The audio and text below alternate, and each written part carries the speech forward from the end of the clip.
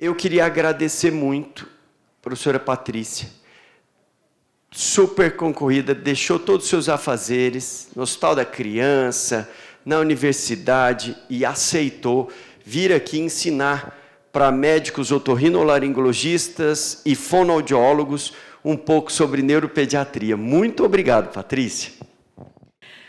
Boa noite de novo, para dar uma acordada, né?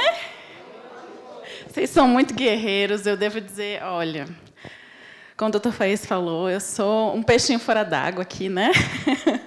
E eu estou impressionada pelo evento de vocês, assim, eu aprendi muito. Parabéns pela iniciativa. Nossa, vocês realmente construíram algo assim invejável. Eu vou fazer assim quando eu crescer também. Vocês vão escutar de um simpósio de paralisia cerebral. Vou roubar sua ideia. Então, muito bem. É uma alegria estar aqui. Eu estou bem honrada. Parabéns mais uma vez pela iniciativa e pelo esforço de estar aí aprendendo até agora, um dia inteiro, né? Então, o doutor Faísca já me apresentou. Meu nome é Patrícia Moller, eu sou neuropediatra. Eu trabalho no Hospital da Criança, também na rede privada. Eu trabalho principalmente com paralisia cerebral e doenças raras. Trabalho bastante com os aspectos motores disso daí, e também em pesquisa. E aqui hoje a gente vai, nesses minutinhos, olhar um pouquinho aí do outro lado, que é, vocês sabem tudo sobre avaliação de audição. Então, assim, o outro lado, você tem uma, particularmente criança, né? A gente focou na criança nesse ponto.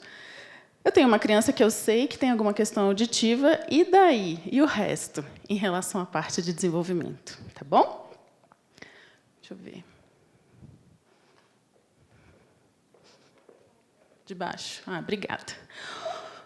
1 em 4, esse dado aqui já foi trazido. Então, eu achei muito interessante, porque essa nossa conversa agora ela vai ser complementar àquela mesa de antes. Não só, né? Várias aulas a gente vai fazer aí algumas conexões, mas, principalmente, aquela mesa, eu adorei, sinceramente. E é muito interessante que vocês vão ver que a gente, felizmente, está falando a mesma língua, a gente tem os mesmos desafios e as mesmas impressões. Fiquei super satisfeita. Então, 1 em 4 crianças que têm perda auditiva têm também alguma outra condição relacionada ao desenvolvimento. Felizmente, eu usei a mesma estatística do mesmo estudo que elas citaram antes, mas, porque esse é mais robusto, mas a gente tem dados que falam, não em 25%, mas em 30% e até 40%. Eu acho que está mais para 40%, opinião de especialista. Então, assim, não é uma exceção você ter perda auditiva e questões relacionadas ao desenvolvimento. Pode ser uma deficiência, pode ser apenas um transtorno. Tá? Alguns outros números aqui, como vocês podem ver.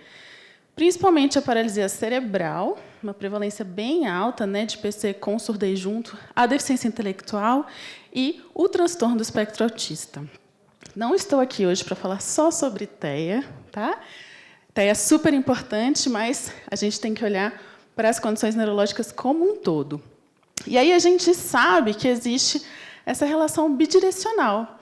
Eu tenho crianças com surdez e condições neurológicas. Eu preciso olhar dos dois lados. Então, uma condição aumenta o risco de haver a outra, concomitantemente. Isso já acontece dentro dos transtornos puramente neurológicos, eu vou falar assim, vamos dizer. Eu tenho uma criança com transtorno do espectro autista, tem uma probabilidade maior de ter algum outro transtorno coexistindo. E está acontecendo a mesma coisa aqui com a surdez, como a gente está vendo. Então, a gente tem essa interdependência, essa relação mútua aqui, que a gente vai ver também depois, quando a gente tem que pensar em diagnóstico. E por que aqueles números lá são relevantes? Né? Por que a gente está destacando isso? Porque o efeito não é simplesmente somado. Tá? Então, eu tenho surdez.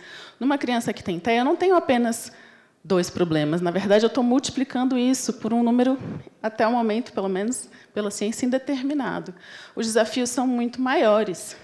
E a gente ainda está começando a descobrir que desafios são esses, que dirá como trabalhar com eles. Vocês que trabalham com a reabilitação dessas crianças sabem melhor ainda do que os desafios diários lá da terapia, né? Semanal, né? A gente sabe, a gente escuta as histórias, como a professora Isabela falou de histórias, eu achei bonito, as histórias das famílias que elas trazem para a gente, né?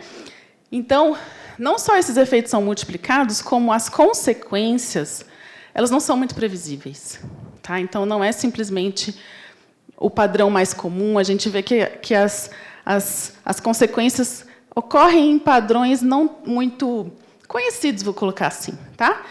E aí, a gente, quando está lendo sobre esse assunto, né, da coexistência de surdez com condições neurológicas, a gente, às vezes, se depara com esse conceito Deaf Plus. Eu já tinha visto antes, e agora, preparando essa aula, isso veio, assim, pesquisa de internet, sem filtro, e achei curioso. Isso me parece ter vindo mais das famílias, né? Formas de organização das famílias. A gente vê organizações de pacientes, né? Lá fora, páginas inteiras de grupos de apoio para pessoas Deaf Plus, que é a surdez associada a outras condições ou deficiências. Então, esse conceito ele é importante por quê? Porque ele lembra a gente que é diferente, que é único, e que é, sim, mais complexo. Então, precisa, sim, de mais cuidado, de mais atenção da nossa parte. E aí é mais difícil. A gente, praticamente sempre, percebe que é mais difícil diagnosticar, acaba acontecendo mais tarde, apesar da gente ter os nossos protocolos de rastreio, né?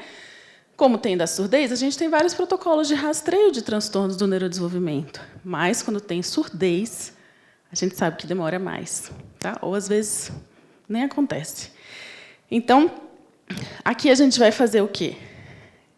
Percebendo que esses padrões são únicos, eles têm consequências não previsíveis e que não são apenas a soma de um quadro de TEA com surdez, de um quadro de PC com surdez, é algo que faz uma interseção não muito conhecida ainda pela ciência.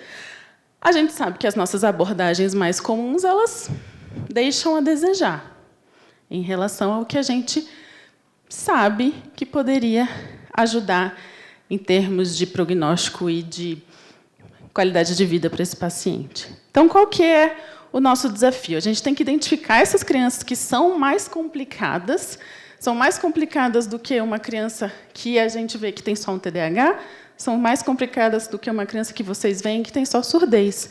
Então, a gente tem que começar a conversar sobre formas de identificar elas mais precocemente, porque elas já sofrem por uma condição de saúde mais complexa. Vamos tentar diminuir, pelo menos, as consequências do diagnóstico tardio. Aí a gente precisa conversar. A gente precisa fazer isso aqui que a gente está fazendo. Como que eu vou abordar? Como que eu vou trabalhar junto? Pegar vários olhares da equipe para preencher as minhas lacunas. Para quê? Para que eu não deixe passar. E aí, a vigilância é fundamental. Ou seja, mesmo que já haja um diagnóstico, não assuma que não pode haver outro. Como falei, na verdade, a probabilidade é maior. Quando você tem um transtorno neurológico, a probabilidade de ter um segundo é maior do que quando você não tem nenhum.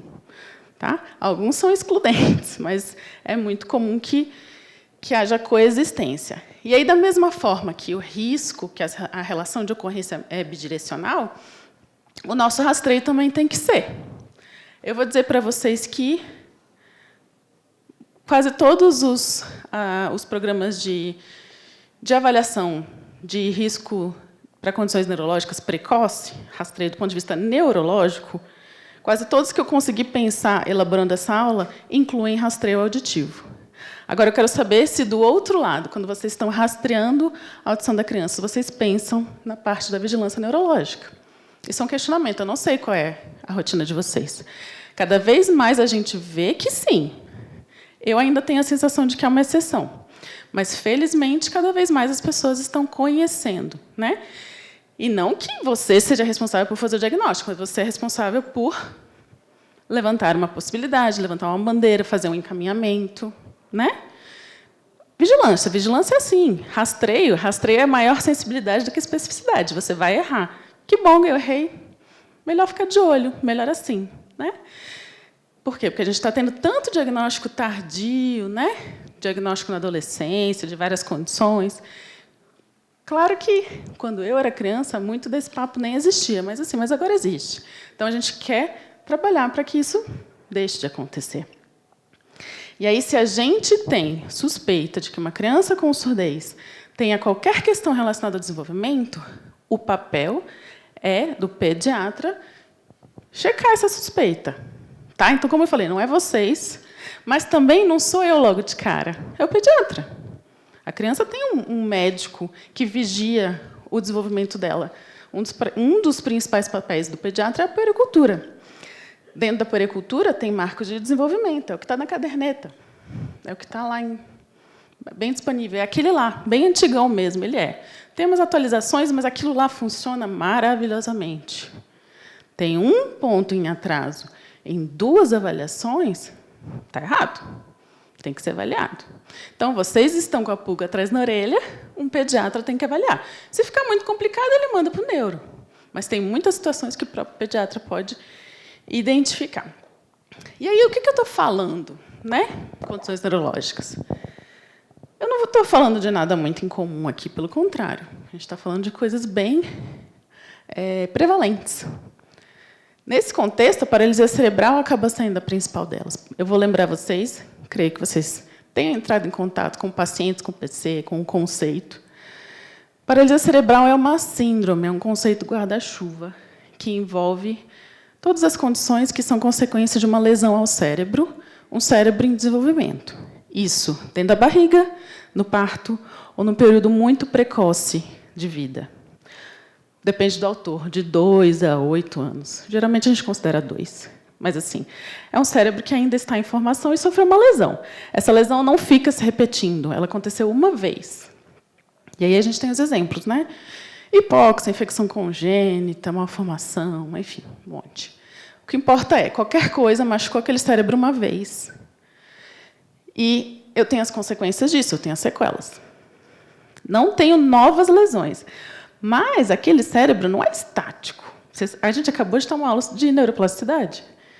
Então, as consequências da paralisia cerebral, isso vale para os outros também, elas são dinâmicas. E elas são influenciáveis. Neuroplasticidade é a coisa mais linda da neurologia. Você só tem emprego por causa dela. Né? Senão estava todo mundo desempregado. Então, a gente tem essas condições, que elas são estáticas em sua origem, mas elas são dinâmicas na sua evolução. E a gente tem que aproveitar isso. E a deficiência intelectual? É quando eu tenho um atraso do ponto de vista cognitivo, aí as minhas habilidades, inteligência como um todo, né? E as habilidades de cálculo, de alfabetização, etc. A parte de comunicação verbal, receptiva, etc., raciocínio, toda essa parte de pensamento, a cognição está prejudicada. É como se aquele cérebro, para essa parte, funcionasse como um cérebro mais jovem, com desenvolvimento motor adequado, com outras coisas adequadas, na deficiência intelectual isolada. O transtorno de déficit de atenção e hiperatividade é muito famoso, né?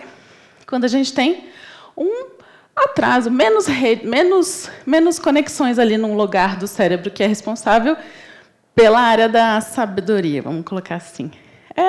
Pensar antes de fazer o falar, conseguir elaborar um planejamento e executar, abrir mão de uma pequena recompensa agora em nome de uma grande recompensa depois. É ficar adulto, que muita gente não chega nesse ponto. Mas tem crianças que, por questões genéticas e epigenéticas, têm menos conexões ali naquela região. E aí o TDAH tem várias manifestações, são bem famosas, né? E TDAH com surdez é uma grande dor de cabeça. Condições genéticas variadas, eu não vou entrar em nenhuma específica, eu acho que não precisa. O TEA, que eu sei que é um grande desafio, eu sei que todo mundo pensa muito nisso, eu sei que todo mundo tem um monte de paciente com isso. Isso está no nosso dia a dia porque a prevalência é muito alta, porque a gente ainda está aprendendo a lidar com eles, que eles estão sempre batendo na nossa porta, né? E é difícil, gente. Difícil para vocês, difícil para a gente. Tá? O TEA está dando banho em todo mundo. Mas por pouco tempo. A gente está trabalhando bastante em cima disso. Cada vez mais a gente está sabendo lidar melhor. Né? Mas o TEA e a surdez, os dois juntos, eu vou te contar, né? Confunde demais. É muito difícil. É muito difícil. Acabou de sair umas orientações aí da nossa sociedade brasileira de reconhecimento do TEA, assim, umas condutas iniciais, né? E, assim, a gente não pode nem começar uma conversa sobre TEA sem avaliar a audição da criança, tá? E, assim, o que mais chega é isso. É claro que podem coexistir, é claro.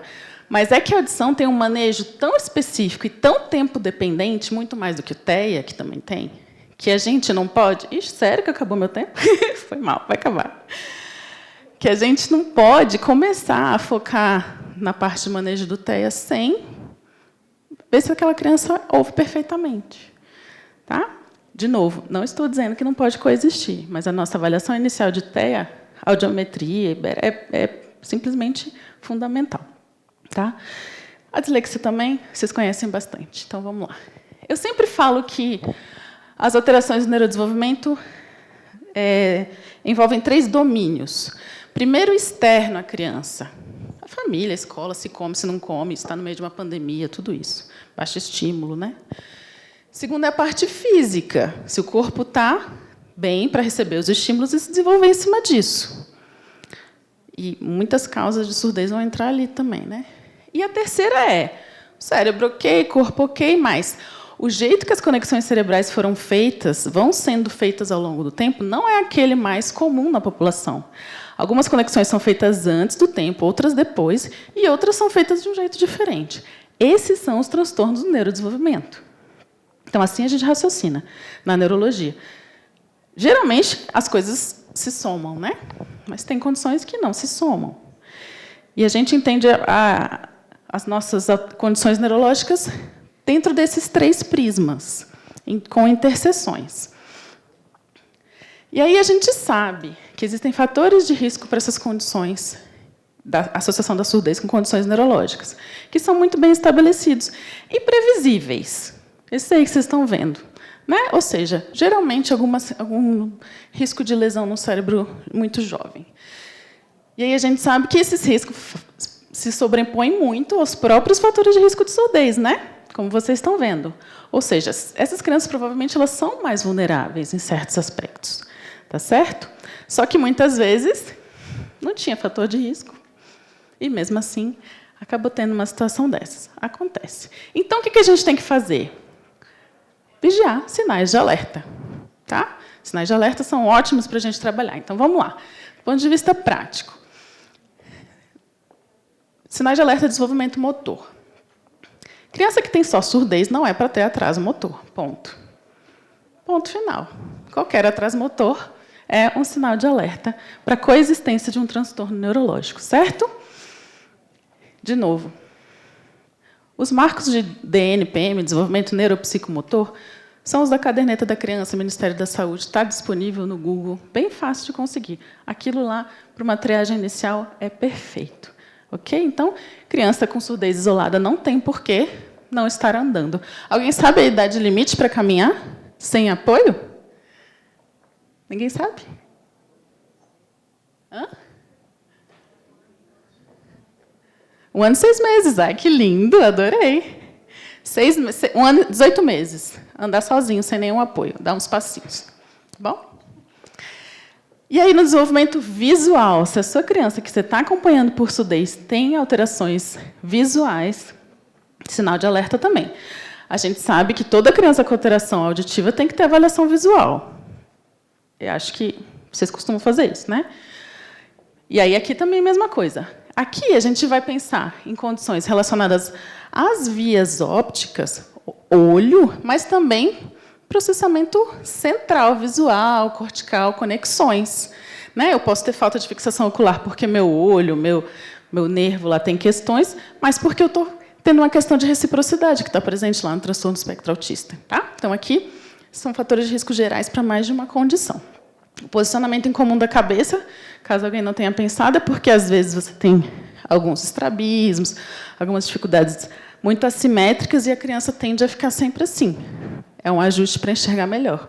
Isso não está ok. Uma criancinha que está sempre virada assim é um sinal de alerta. Tá? E aí, por fim, o nosso grupo mais desafiador, porque a surdez gera muitas alterações de desenvolvimento cognitivo e aprendizagem, como a gente cansou de escutar aqui nas aulas anteriores, né? O principal é, vocês conhecem o paciente padrão de vocês. Vocês sabem o que esperar. Vocês falaram aqui várias vezes. Tá, Foi inesperado? Foi diferente do esperado? Então, é isso. Dificuldades além do padrão que vocês conhecem, que seria esperada para a surdez. E os outros fatores de risco, principalmente, seriam uma alteração de voz e de fala, assim, meio mecânica, além do esperado, que aí várias questões motoras relacionadas a essas regiões podem estar envolvidas na paralisia cerebral, isso é bem comum, né? E os sinais de alerta para transtorno do espectro autista, que hoje estão bem divulgados, né? E aí, então, aqui a gente já está quase terminando, indo para o finalzinho da nossa aula. Isso aqui é o que a mesa anterior falou. Os nossos meios de avaliação tradicionais não são feitos para essas crianças. A gente já tem dificuldade das crianças que não têm esses múltiplos desafios, né? Mas você pega uma criança que tem mais de uma deficiência, que tem mais de uma condição, que tem uma coexistência da surdez com alguma questão neurológica de desenvolvimento, tem um monte de testes que você não consegue fazer. Tá? E aí, o que a gente faz? A gente adapta. Vamos fazer diferente. Vamos confiar mais na opinião da família, vamos ver a opinião dos profissionais de educação, vamos usar outros métodos de avaliação não tão comuns. A gente tem que usar a criatividade. Né? E aí a gente pode estar errado? Pode. Mas qual que é o caminho? Vigilância, acompanhamento e trabalho interprofissional. A gente vai estar sempre discutindo, colocando para a família, olha, certeza a gente não tem. Mas hoje a gente tem alguns rastreios, né, para as condições. Do TEA tem o MChat, que é muito divulgado, que é feito para profissionais da atenção básica aplicarem. Então, é importante vocês conhecerem. Essa escala chama MChat, M-C-H-A-T, bem difundida. Então, a ideia é você... E para paralisia cerebral, a gente também tem padrões de movimento do bebezinho que já te levantam assim, uma suspeita. Qual que é a ideia? Você tem algumas ferramentas de treinamento simples que te levantam uma pulguinha atrás da orelha. Essa criança está em risco de. Está em risco de significa estimulação precoce. Depois ela pode até sair do risco, mas você não perdeu tempo. Esse é o princípio. Tá? Então, nosso objetivo é entender que essas crianças não são casos iguais aos demais, não são simplesmente uma soma de deficiências, mas tem um perfil diferente e o nosso cuidado, o nosso olhar também tem que ser. Com essas flexibilidades que eu já mencionei, e, com isso, a gente estabelece um compromisso com a criança e com a família de que, sim, ela tem potencial para ter um desenvolvimento significativo com esse cuidado. Não é porque o quadro dela é complicado que não tem o que melhorar. A gente sempre tem que melhorar, sempre. Né? Hoje, a gente trabalha nesse sentido. Então, esse nosso compromisso, que a ciência respalda e que a gente quer genuinamente cuidar. Tá certo? Então, ponto-chave. A gente tem essa reciprocidade das questões auditivas e neurológicas, do ponto de vista de fator de risco, de associação e de necessidade de avaliação, quando a gente tem mais de uma condição. O risco não se soma, ele se multiplica, a complicação se multiplica, a dificuldade é maior. A gente tem esse conceito trazido pelas próprias associações de pacientes, que é o Deaf Plus, surdo mais, que cria essa entidade diferente, essa entidade separada. Eles mesmos se identificaram de uma forma diferente, e eles estão corretos. A gente tem os fatores de risco para vigiar e os sinais de alerta. Sinal de alerta significa avaliação pelo pediatra. Para quê? Para que a gente faça intervenções centradas naquela pessoa. Então, veio respeitar o paciente na sua individualidade, na sua singularidade, é o que a gente tem que fazer. Obrigada, gente. É isso que a gente tem para falar hoje.